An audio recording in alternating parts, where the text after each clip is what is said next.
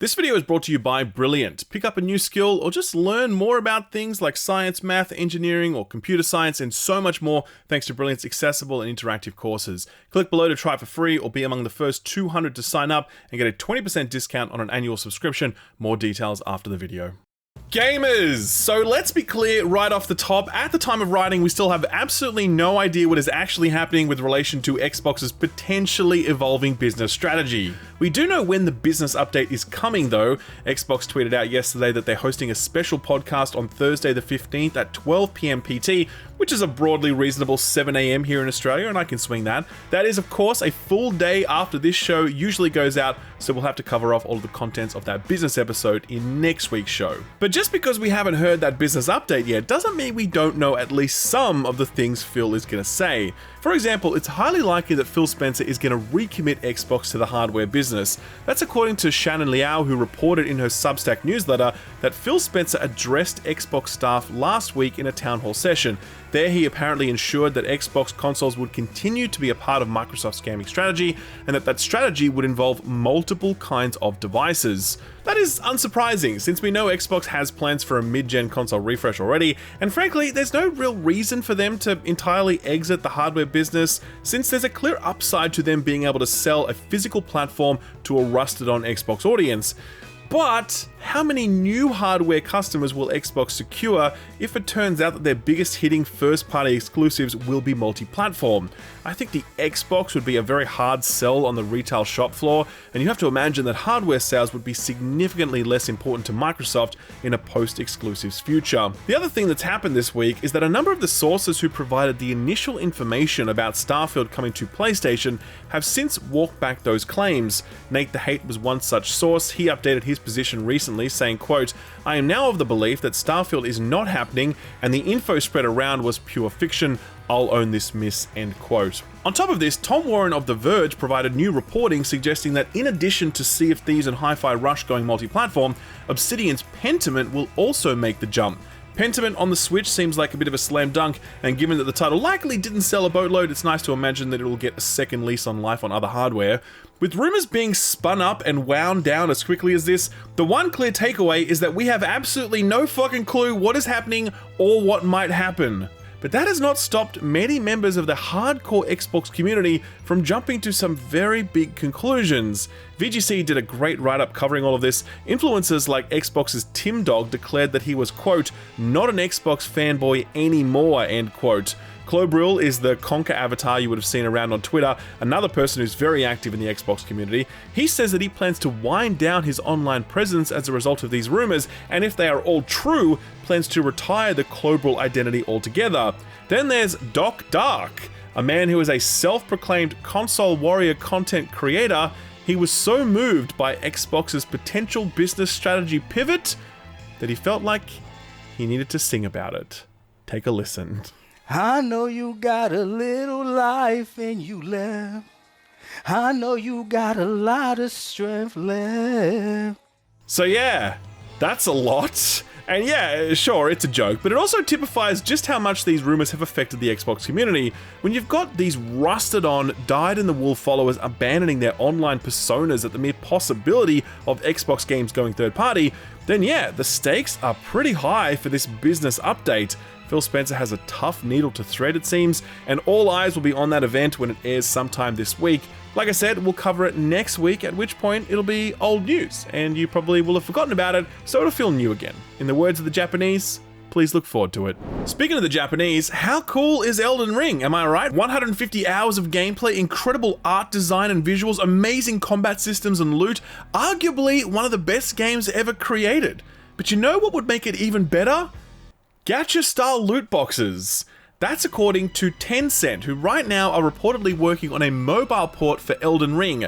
And see, a mobile port for Elden Ring actually sounds like a pretty good idea. I mean, I pity the hardware that has to run it, and I pity the UX designer who has to design functional touchscreen controls for it, but I can see it working, and it'd be kind of cool to have the Lands Between in your pocket. But Tencent have bolder ambitions than just portability. Quote, "Tencent wants to make it a free-to-play game with in-app purchases similar to the hit game Genshin Impact, developed by its Chinese rival MiHoYo," sources said, end quote. Man, can you imagine if they port Elden Ring and fill it full to bursting with pay-to-win bullshit? Part of me just wants to see it happen so I can watch the shitstorm unfold. I mean, Diablo Immortal shocked us with its greedy monetization, but that was from Blizzard, a company that long ago had fallen from grace. A FromSoft game getting eviscerated and ruined this way?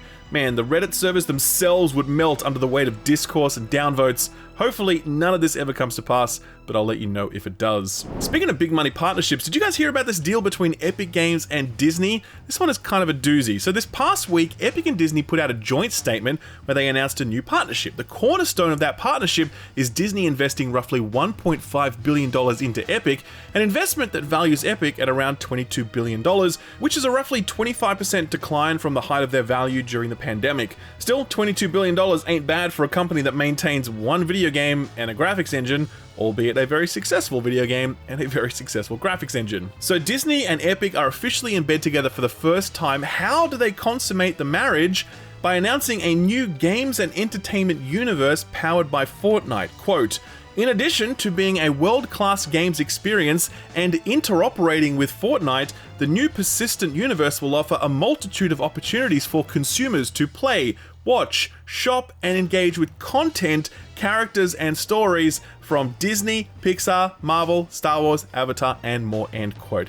Now, I don't know about you guys, but nothing gets me more excited than the prospect of being able to shop for Disney products in an all-new interoperable entertainment experience. That is the stuff I became a games reviewer for. I am just so inspired by interoperability. I'm of course joking, just in case that was unclear. This sounds awful, at least in the way that it's written. Like, I actually enjoy Fortnite quite a bit, and I think its spin-off experiences like Lego Fortnite have been fantastic, so I'm kind of interested to see what this might be, but the way that corporate PR has framed it makes it sound less like a game and more like a plugin for my browser to help me find discounts on Disney products. Damn, I really wish this episode was sponsored by Honey, because that would have made for a great segue. Anyway, the funniest part of this announcement was Disney's CEO and Elon Musk's secret crush, Bob Iger. Iger spoke about what motivated this new partnership, and here's what he said, quote, "When I saw Gen Z and Gen Alpha and Millennials, the amount of time that they were spending in terms of total media screen time on video games, it was stunning, equal to what they spend on TV and movies. The conclusion I reached? We have to be there," end quote. Can I remind you that this man gets paid like $50 bajillion a year to lead Disney, and the best thing his piercing intellect can deliver in the year 2024 is that video games are popular, I guess. It is ludicrous how overpaid CEOs are. It's just completely out of control. Anyway, on to other news. Helldivers is blowing the hell up, and it's providing a very stark contrast to another live service shooter that launched just a week before.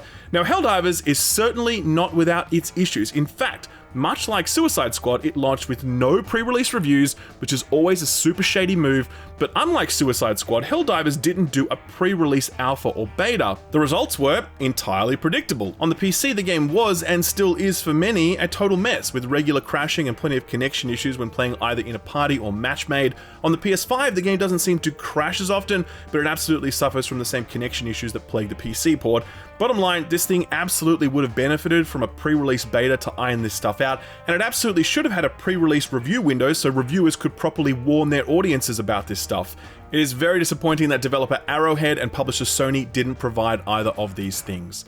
But when it did get out the gate and some of the major issues were patched out, it turns out that people really loved it, and then they told their friends, and those friends told their friends, and at the time of writing, Helldivers hit a peak concurrent player count of 193,000 players on Steam, and that number just keeps rising day after day. It's been such a success for Sony that it's actually nearly tripled their most successful previous PC launch, which was God of War 2018, which hit a peak concurrent player count of around 70,000 players. Total box sales for the game are now north of 1 million units, that's according to the studio's CEO. At this point, it looks like you can chalk this one up as an honest-to-goodness smash hit. Not so for Suicide Squad Kill the Justice League though, which launched the week before on PC, PlayStation, and Xbox. The story with that one is, well, you know the story. We all know it at this point, but it certainly hasn't improved over the last week and a bit. At the time of writing, Suicide Squad's 24-hour peak concurrent player count on Steam was around 3,100 people, or about 1.7% of Helldivers' concurrent player count.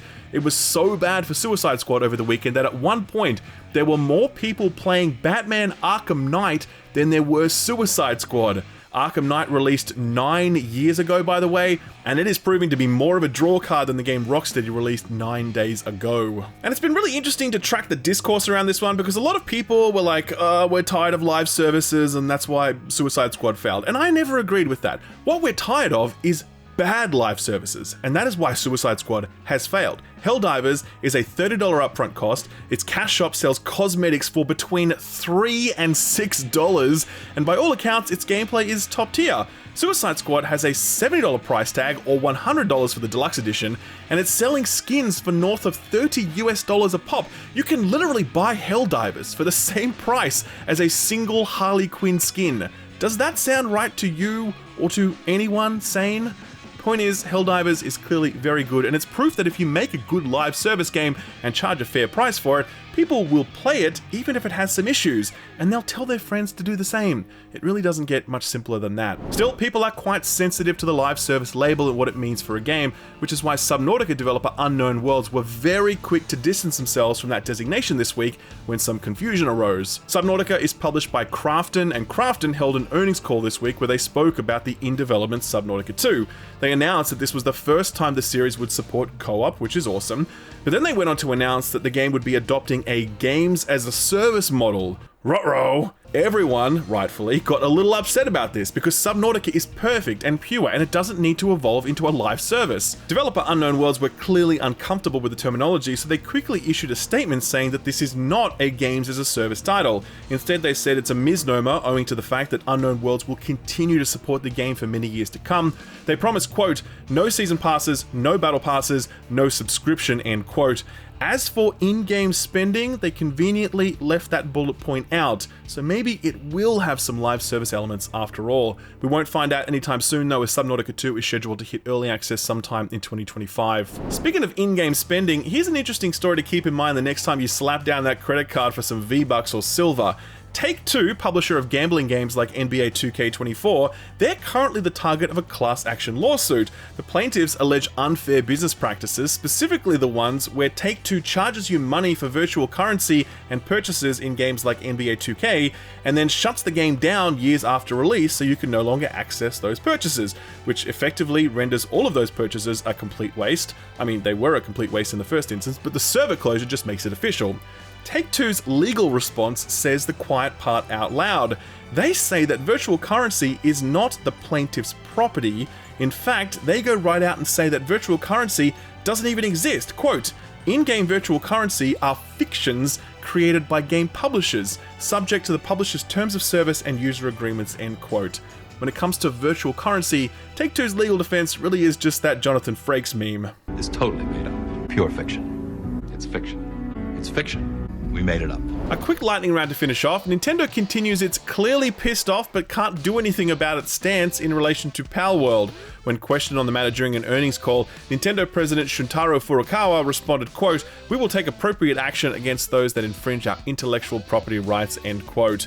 Meanwhile, Palworld developer Pocket Pair's biggest problems aren't legal, but staffing. They tweeted out that they are overwhelmingly short of people, inviting any and all to apply for roles with them. Quote, we are looking for people with experience in any type of engine, so if you are interested in creating a completely new type of game, please apply, end quote. Given the massive injection of funds that they got at launch, these guys certainly have the money to pay some decent salaries, so hopefully a few people can land themselves a plum gig. Palworld or not, the Nintendo Switch is doing numbers. The biggest numbers, in fact. This week, the Nintendo Switch officially became the highest ever selling console in Japan. It's now sold 33.34 million units there, surpassing the Nintendo DS, which sold through 32.9 million units, and the OG Game Boy, which sold 32.4 million units. Globally, the Switch has sold 139 million units, trailing both the DS's 154 and the PS2's 155 million units. Will the Switch sell 15 million units this year ahead of the Switch 2's launch? Probably not, but coming off the back of the Wii U, a third place finish for the Switch ain't bad. Square Enix is apparently overhauling the way they make games. They announced they're conducting a top-to-bottom review of their development pipeline and process with a view to reducing reliance on outsourced development. It follows an earlier announcement from Square where they flagged that they plan to release fewer but more diverse games, citing too much homogeneity in their portfolio, which is heavily leveraged into JRPGs. Square has jettisoned its Western studios and scaled back its partnership with People Can Fly, the developers of Outriders, who are currently working on a new IP for Square Enix. Whatever portfolio diversity Square Enix may be seeking, it's highly likely they'll be reliant on Japanese first-party studios to deliver it. Somewhat in line with this, Kadokawa, the company that owns FromSoft, just acquired Acquire, the studio behind the critical darling Octopath Traveler 2, and before that, the Tenchu series. That was way back in the day, of course. Despite Octopath 2 reviewing exceptionally well, you get the feeling that it didn't sell a boatload, which is perhaps why Square weren't willing to snap this studio up for themselves. As for what Acquire will be working on next, there's no word yet, so we'll just have to wait and see. One last bit of Square Enix news, the Final Fantasy VII Rebirth webinar happened this week, and it's looking exceptional, not that anyone had any doubt. Square showed off new story beats, sections of the open world, minigames, new combat mechanics, and so much more. One of the most interesting reveals came at the very end though, where it was revealed that the game won't be available on other platforms until the 29th of May 2024, which is a very short exclusive period. Does that mean a PC port? Almost certainly yes. Does it mean an Xbox port? Almost certainly no, as PlayStation have paid through the nose to keep Final Fantasy VII off Xbox, and unless Phil Spencer's charm offensive has been particularly successful, it's unlikely we'll see any change to that anytime soon.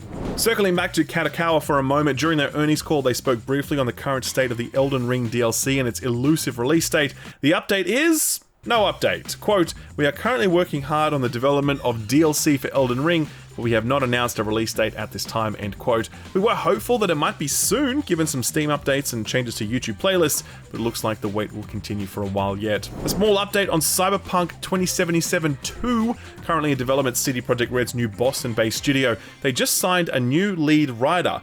Anna Megal was previously narrative lead on Remedy's Control, as well as the Fable reboot at Playground Games. She and her team did some incredible world building with Control, so it'll be really interesting to see her spin on the Cyberpunk universe. She's also joined by Alexander Freed, who was the lead writer on Star Wars The Old Republic. And let me tell you, that was one exceptionally written game. Kind of the first and only MMORPG worth playing for its campaign writing. That is some serious talent to have at the top of the writing team, and I'm looking forward to seeing what they come up with when Cyberpunk 2 releases in 6 or 7 years, if we're lucky. IGN are unionizing as the games media business continues to be gutted owing to outlet closures, abysmal management, and endless waves of redundancies. Workers at gaming's largest media outlet are taking matters into their own hands. They'll join the News Guild CWA, and 87% of eligible IGN staff have signed up, making it all but a done deal. It's part of a growing trend across the games industry where more and more workers look to unions to protect their rights and employment as job cuts rain down unceasing.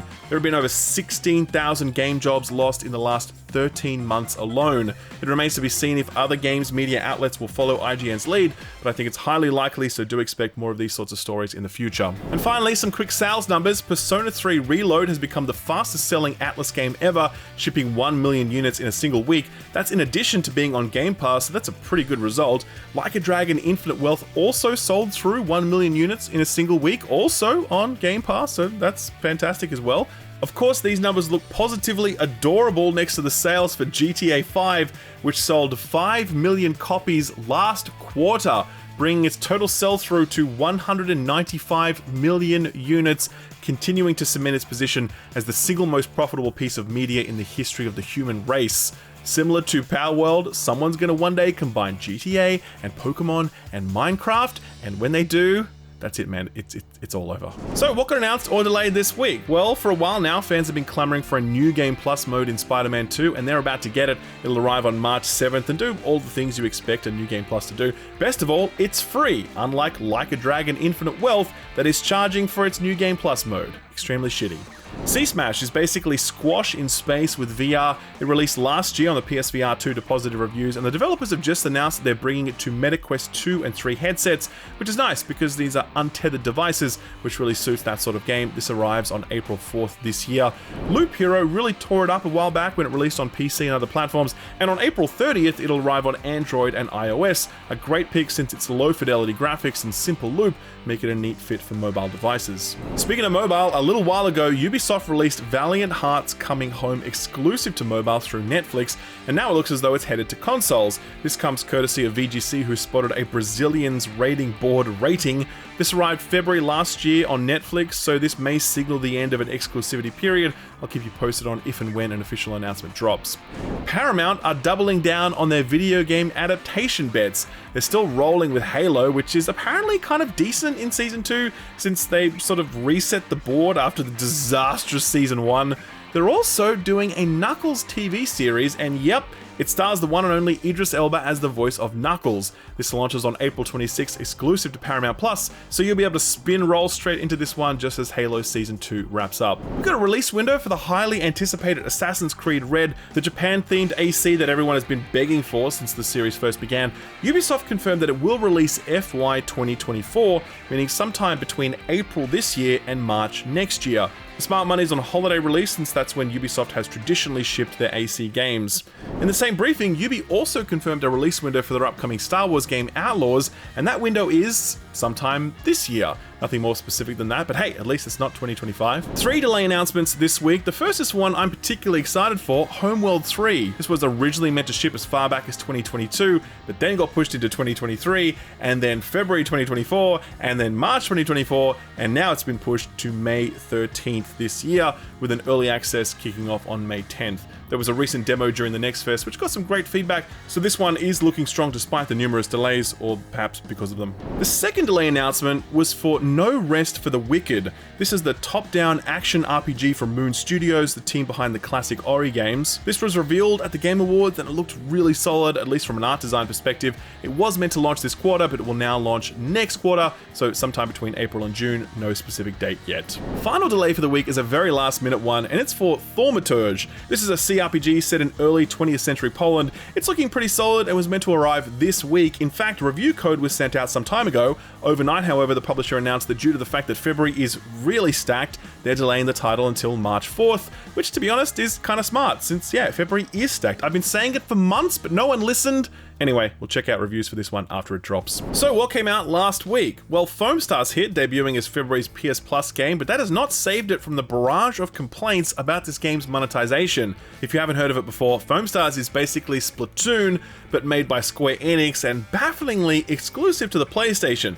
You'd think that the core appeal of a game like this is that it could compete across platforms where Splatoon is limited to just the Switch, but nope, it's PlayStation only, at least for now. It's on PS Plus this month, after which time it'll be around $30 US, and that seems like a bit of a piss take if you look at the game's cash shop, where characters and skins are sold for upwards of $40 US, and that's separate from things like the Battle Pass. Even outside of that, the reception to the core gameplay is pretty mixed. It's right now sitting at a weak 65 on OpenCritic as reviews continue to roll in. Screen Rant broadly liked it. They scored it a 7 out of 10 and said, quote, "While at launch the matches do not feel entirely balanced, this will even out with time, yet the microtransactions look as though they could only get worse," end quote. Kotaku were less impressed. They didn't score it, but they did say, but quote, "I was tired one night when I played a mission and I actually got so bored I fell asleep. I've got no interest in spending more time playing Foam Stars," end quote. Okay then, we'll chalk that up as a do not recommend. You know what everyone does recommend though? Helldivers 2. We covered the positive reception to that one in an earlier block, but do keep in mind that persistent PC issues have continued to drag down the Steam user rating, which at the time of writing sits at a mostly positive 74%. But that score is rapidly rising for one simple reason: Helldivers 2 is meant to be a damn good time. Social media has been awash with positive chatter about the game, everyone absolutely loving the tuning, the pacing of missions, the friendly fire shenanigans. People just love this, and it's only picking up speed in terms of player count. No critic reviews out at the time of writing as everyone's still working through it, including us. I very foolishly opted to choose Skull and Bones this week, which means I assigned Austin the Helldivers 2 review. He is having a fantastic time with it and seems to delight in reminding me of that fact. Me with Skull and Bones? I'm having less fun. Either way, Austin is working on that review this week, so be sure to subscribe and ding the bell so you'll know the moment it is live. The other review Austin was working on was Banisher's Ghosts of New Eden. That's now live on the channel, and yeah, he didn't love that one. He didn't hate it. In fact, he quite enjoyed the presentation, the voice performances, and the side quest narratives, which were really strong throughout the 20-hour runtime. But the combat is meant to be straight ass, and given that it's a pretty major component of the game overall, it's a tough sell, even at that slightly discounted $50 price point. Bottom line, if you love your story games and you can put up with some pretty average combat, this may work for you, but otherwise wait until it hits Game Pass or a steep discount, or just steer clear altogether. Lysfunga, the Time Shift Warrior, is that clever looking time-bending action puzzle game we profiled a few weeks back. General word on the street is that it's solid, though it does struggle to carry its 10-hour runtime. It's sitting at a strong 78 on OpenCritic. GameRant commented on that drawn-out runtime, scoring it a 3.5 and saying, quote, "The combat in Lysfunga really seems to do all the heavy lifting, and it's unfortunate that the rest of the game leaves so much to be desired and feels like it's just there as ungratifying filler. However, it's a hack and slash game and the fighting is what's ultimately most important," end quote. Last up, we've got Ultros, which we hopefully put on your radar a few months back, and this week it had a Steam NextFest demo that people really loved. This is the one from artist and musician El Huervo, who you probably know from the Hotline Miami soundtrack.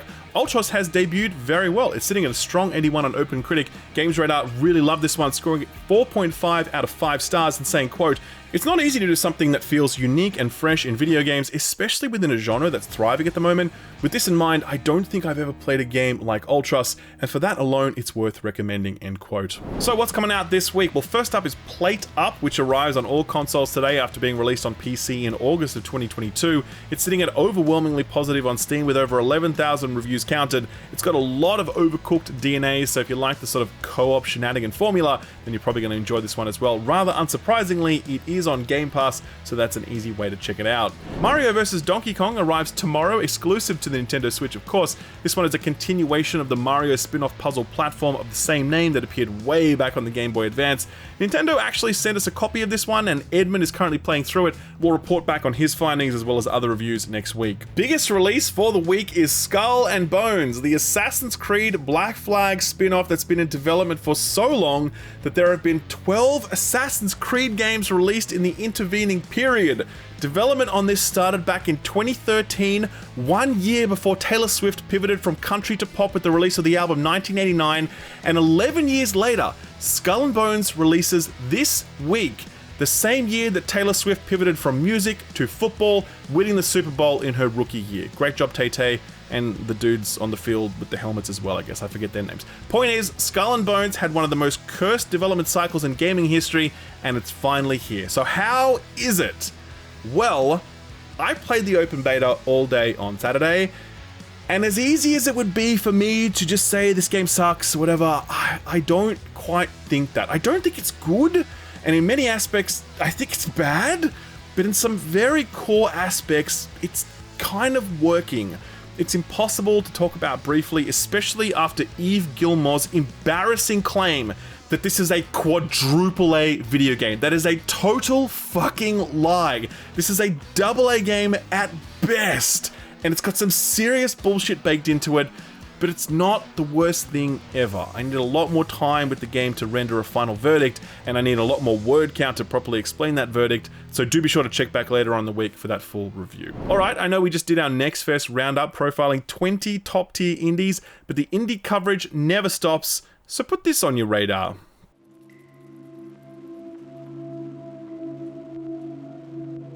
I have been asked to approach you about a project related to events in 1847, 1963, 2014, and one happening in the very near future. At least 2 individuals in Europe are confirmed to be involved, but ties with several international contractors have been identified. Developer Simogo has an interesting portfolio behind them. You've probably heard of them for their rhythm games, Sayonara Wild Hearts, But they have 2 other games behind them which are atmospheric puzzle titles. Their upcoming release, Lorelei and the Laser Eyes, falls into that category. Sadly, it is not a Gilmore Girls adaptation, though I wish it was. Instead, it is a creepy looking, broody puzzle experience that's specifically designed to mess with your head. This one got on our radar because Sam Barlow, the creative mind behind Her Story and Immortality, has been playing this one early and he is raving about it, describing it as an early Game of the Year contender. It does look pretty damn interesting, not gonna lie. Plus, it's being published by Annapurna Interactive, who certainly know a hit when they see it. There's no release date for this one yet, but if you're interested, then I strongly suggest wishlisting it, as that always helps out indie devs in a big way. If you'd like to do that, I've left a link to it over on my Steam Curator page, which also has links to all of the other put this on your radar stuff I've recently covered. I'll leave a link to all of that below the like button. Sort of free stuff time now, and we haven't got a huge amount of word count, so let's make it quick. Epic right now have co-op RPG brawler Lost Castle, as well as the totally wholesome dating game Doki Doki Literature Club Plus, but later this week it'll tick over to Dakar Desert Rally. It's meant to be a fairly middling open world style racer, but there aren't too many Dakar games, so beggars can't be choosers. Microsoft Game Pass. Xbox Game Pass got its fortnightly refresh. Highlights include Madden NFL 24, looking forward to Taylor Swift being on the cover of Madden 25, by the way. Bloodstained Ritual of the Night is just about the closest thing we're ever going to get to a new Castlevania game, because it's made by the same people who made the original Castlevania games. And also, anything made by modern day Konami doesn't count, across the board, full stop. Biggest shout for the week is surely Resident Evil 3 Remake. It's no Resident Evil 2 or 4, but it's okay, and ironically enough, the Game Pass price point feels pitch perfect for this one. Our feel-good story for the week brings us back to one of this week's major releases, Foam Stars. Now, when we covered that game in an earlier block, I left out one important detail that's really going to radically change how you view Foam Stars. You might think I'm exaggerating, but trust me, by the time this block is done, you will never see Foam Stars the same way again. So, obviously, Foam Stars is based on Splatoon, and the Splatoon characters are squids. That is why they shoot ink, because squids shoot ink. It's perfectly normal and it makes perfect sense. But Foam Stars, it's going its own way. You're not shooting ink, you're shooting foam. And so the characters all have these canisters full of foam so they can shoot the foam at their opponents. It's like those foam parties from back in the early 2000s until people eventually realized how gross that was. Point is, these characters are clearly shooting foam, and because humans can't naturally produce foam, they have to rely on artificial foam stored in canisters. Right? Right? Wrong! In the most cursed plot twist you could possibly imagine, it turns out that the reason that each of these foam stars are foam stars is because their body naturally produces foam. We learned that in this screenshot, where an angsty teen decries, quote, "I used to really hate my body for making foam. I thought I was a freak," end quote. You are a freak! Your body produces vast amounts of foam. That is fucked up. But not nearly as fucked up as a spectator sport that involves spraying your opponent in your bodily fluids and then surfing around on them. What the fucking fuck was Square Enix thinking when they wrote this? See? Was I right? Do you now see this as a completely different game, or what? Yeah, that's right. Just try to not imagine where that foam comes from the next time you see gameplay of this one. Probably should have worded that differently. Alright, ladies and gents, we are done here. Big show next week as we'll be covering off the Xbox business update, and that is going to be hella interesting. We've also got reviews coming for both Skull and Bones and Helldivers, so it's a pretty stacked week on the channel. I really appreciate you sticking right to the end like this, and I would appreciate it even more if you could drop the video a like, hit that subscribe button if you haven't yet, and maybe even ding the notification bell if you're feeling generous. Thanks again for stopping by, and I look forward to seeing you next week. Take good care of yourselves, and all the best. Toward the back end of last year, I started using this video sponsor, Brilliant, and I gotta say, it's been, well, brilliant. Here's the deal, we're always trying to stay in shape, invest time in the relationships that matter to us, keep up to date with the TV and movies that people are talking about, endlessly troll social media for memes and hot takes, but how often do we take a moment to just learn something new, sharpen our mind, or figure out how something actually works? That's exactly what Brilliant is for. Now, you might have heard of Brilliant. They provide really accessible, really interactive ways to learn about things like science, mathematics, engineering, computer science, and more. It's really interesting to me because growing up, I was always drawn to the arts, and I kind of shut my brain off to a lot of STEM stuff. But the older I got, I was like, I would really like to understand how GPS works. Not because I need to know, but just because it's interesting. That's where Brilliant comes in. They have courses big and small, simple and in-depth, and all of them illuminate something that seemed at first impenetrable, but really you just needed someone to explain it to you properly. Or you needed to learn by doing, which is another thing that Brilliant excels at, since its courses always contain some interactive element that lets you apply and test your learning on the spot. The stuff isn't just interesting, it can also be really useful. If you work in data programming, then the stuff you learn here can help you be better at your job, and just having a sharper, more curious mind is going to hold you in good stead no matter what you're doing. One thing I really like about Brilliant is that it gamifies your learning, breaking your progression down into manageable chunks, giving you experience points and achievements for completing courses, and gradually upping the complexity as you get more proficient in a topic. Best of all, they've got a mobile app, allowing you to log in and start learning whenever you've got a spare 5 or 10 minutes. Sure, you could boot up a mobile game, and I absolutely do that as well, but now I also boot up Brilliant from time to time. I find it just as fun and interesting, and it's actually useful. You can try Brilliant for free for 30 days, but if you do want to get an annual subscription, then the first 200 people who subscribe will get 20% off their annual subscription. To sign up, visit brilliant.org/skillup. Start learning for free for 30 days or get 20% off your annual subscription for the first 200 signups over at brilliant.org/skillup. Thanks Brilliant for sponsoring the video, and thank you for watching it.